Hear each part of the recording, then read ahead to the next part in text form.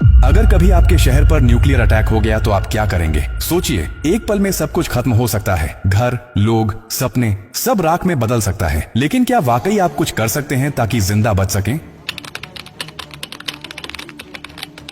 हाँ, अगर आप अभी से तैयार हैं, ये जानकारी जिंदगी और मौत के बीच की दूरी तय कर सकती है। क्योंकि जब एक न्यूक्लियर बम गिरता है तो सिर्फ धमाका ही नहीं होता, उसके बाद शुरू होता है वो खतरनाक खेल जिसे कहते हैं रेडिएशन फॉलआउट। और उसमें जो जिंदा बचता है वो भी धीरे धीरे मरने लगता है। सबसे पहले जानिए कि जैसे ही न्यूक्लियर बम गिरता है, एक तेज सफेद रोशनी आपके सामने आती है। इस रोशनी को देखना मतलब अपनी आंखों की रोशनी खो देना। आप अंधे हो सकते हैं, स्थायी रूप से। इसलिए पहला कदम, जैसे ही धमाके की खबर मिले या रोशनी दिखे, तुरंत जमीन पर लेट जाइए, अपनी आंखें और कान बंद कर लीजिए और चेहरे को किसी कपड़े से ढक लीजिए। ये पहली रक्षा है। अब सवाल उठता है कि कहां जाएं? तो याद रखिए, अगर आपके आसपास कोई मेट्रो स्टेशन है, बेसमेंट है, अंडरग्राउंड पार्किंग है, तो वहीं भागिए। क्योंकि जमीन के नीचे रहना न्यूक्लियर फॉलआउट से बचने का सबसे कारगर तरीका है। लेकिन अगर कुछ नहीं है तो अपने घर को ही शेल्टर बनाना पड़ेगा। सारी खिड़कियां, दरवाजे बंद कर दीजिए। हर छोटी छोटी दरार को भी किसी कपड़े, टेप या गत्ते से बंद कीजिए। हवा का एक भी रास्ता नहीं खुला रहना चाहिए। अटैक से पहले या जैसे ही खबर मिले, आपके पास सिर्फ कुछ मिनट होंगे। उसी वक्त पानी भरिए, बाल्टी, बोतल, ड्रम, जो भी है।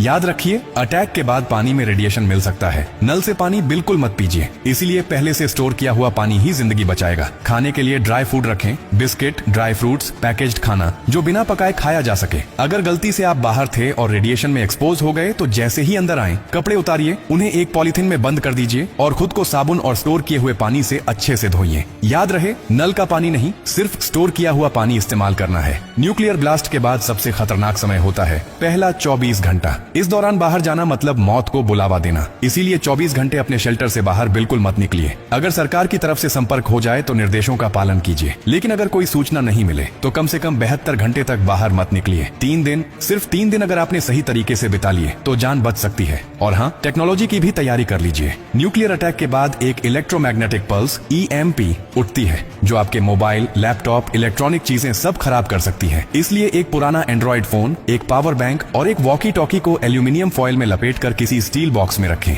ये आपको बाकी दुनिया से संपर्क में रखेगा। सबसे जरूरी बात, घबराइए मत, पैनिक नहीं करना है। हर फैसला सोच समझ कर लीजिए, क्योंकि न्यूक्लियर अटैक एक टाइम गेम है। जो जितना शांत रहेगा, उसकी जान बचने के चांस उतने ही ज्यादा होंगे। और याद रखिए, ये जानकारी सिर्फ आपके लिए नहीं, बल्कि आपके परिवार, दोस्तों, पड़ोसियों और पूरे समाज के लिए है। क्या आप अकेले सुरक्षित रहना चाहते हैं? नहीं ना? तो इस जानकारी को हर उस इंसान तक पहुंचाइए जिसकी जिंदगी की आपको परवाह है। हो सकता है आपकी एक शेयर से किसी माँ का बच्चा जिंदा रह जाए, किसी पिता की आखिरी उम्मीद बच जाए, किसी बहन का भाई लौट कर घर आ जाए। और यही तो असली इंसानियत है। और हाँ, जब आप जिंदगी बांट रहे हैं तो एक वादा भी कीजिए। डॉक्टर कार्डियो की हर पोस्ट से कुछ सीखेंगे और दूसरों को भी सिखाएंगे। क्योंकि हमारा मकसद सिर्फ कंटेंट नहीं, आपकी सुरक्षा है, आपकी जिंदगी है।